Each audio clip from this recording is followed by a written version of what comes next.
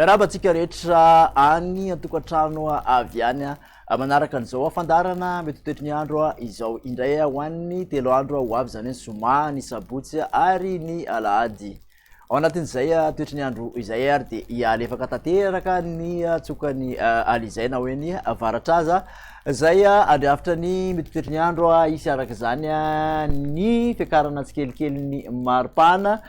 zay hoarahan'ny fandalovan'ny rindrin-drahona ato atsimo nosy zany hoe somary mibantoerana kokoa zany rivotra avy aty amin'iny atsimo andrefan'ny nosy iny zay ampafana ny andro amin'ny ankapobeny ho betsaka ny faritra maina ao anatin'izay 3 andro ho avy izay zany hoe ny tena hoe tena mando ahitana orana kely zany de aty amin'ny morotsiraka atsinanana. Ujerentsika amin'ny tsipiriana ary zay toetry ny andro izay rapitso maraina aloha zany zao de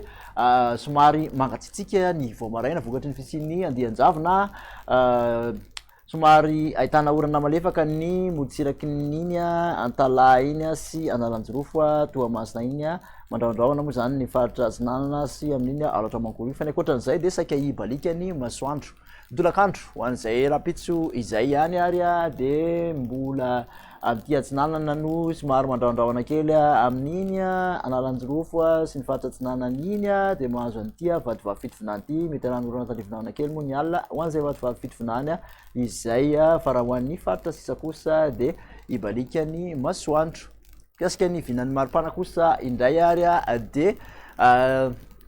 ny ambany indrindra no somary nahitana fidinany aty amin'iny faritra ampovoatany tafalatsaka hatramin'ny 9 degré Celsius izay maripana ambany indrindra izay ho an'ny Vakinankaratra ary manodididina ny 20 ka hatramin'ny 120 kosa ny ambony indrindra aty amin'ny Atsinanana moa de manodididina ny 520 ny ambony indrindra ary aty amoritsiraka andrefan'ny nosy kosa de 520 ka hatramin'ny 30 eo ny maripana ambony indrindra. Toetsika trany zay toetry ny andro zay ary raha ho an'ny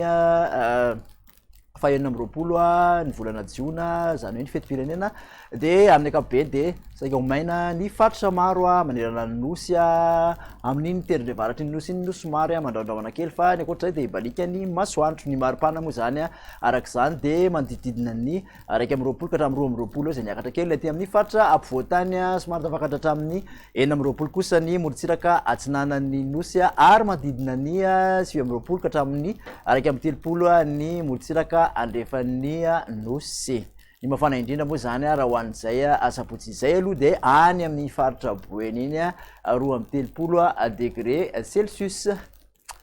Mikasika ny toetry ny andro ho an'ny alahady